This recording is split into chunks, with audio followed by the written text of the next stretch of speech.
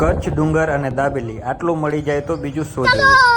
જય માતાજી મિત્રો, આજે હતો રવિવાર ને એમાંય પાછો ચોમાસાનો રવિવાર। તો બસ નાઈ ધોઈને ફ્રેશ થઈને અમે નીકળી ગયા અમારા બાઇક અને એક્ટિવા લઈને ભેળ માતાના દર્શન કરવા। માધાપરથી 20 કિલોમીટરના અંતરે આવેલું છે પ્રકૃતિ અને કુદરતી સૌંદર્યમાં વસેલું મોમાઈ માતાજીનું મંદિર એટલે કે ભેળ માતા। તો અમે ભુજોડીથી કાચો રસ્તો લઈને નીકળી ગયા લેર તરફ।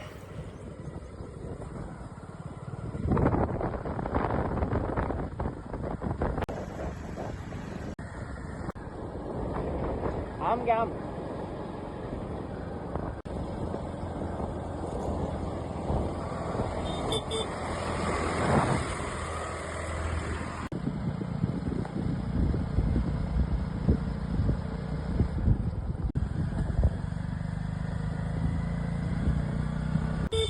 લેર ગામ ક્રોસ કરીને અમે ચડી ગયા હાઈવે ઉપર અને હાઈવે ઉપર અમે 2-4 વિડીયો રીલ્સ માટે પણ બનાવી લીધી અને બસ વરસાદી માહોલને એન્જોય કરતાં કરતાં અમે બસ કોટડા ચકાર બાજુ નીકળ્યા।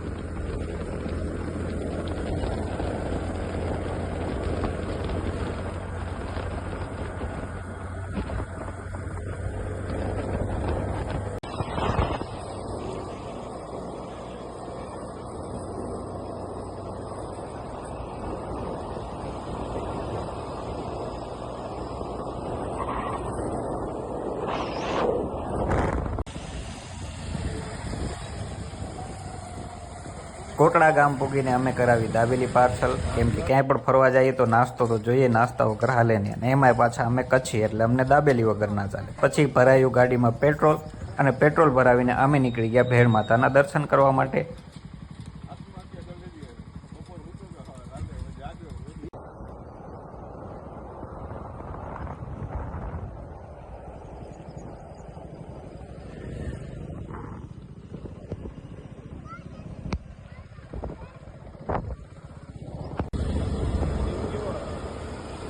તો ફાઇનલી વરસાદનો માહોલ અને રસ્તામાં મળેલી હરિયાળી જોતા જોતા અમે પહોંચી ગયા ભેળ માતાજી।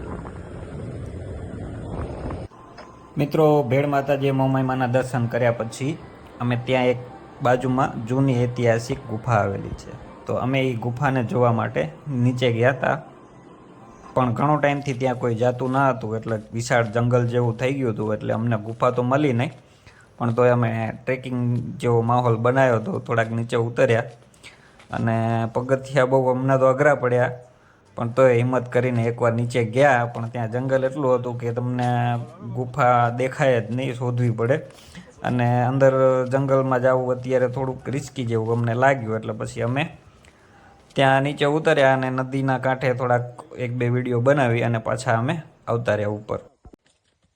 હેલો ગાઈસીસ, અમે ભેળ માતાએ આયા તો હતા પણ જે ઉતરવાનું નહોતું અમારે ખાલી આવવાનું જ હતું।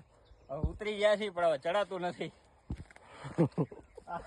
માવા છે ને, માવા ખરેખર ખવાય નહીં હો। इंजीनियर लई गया।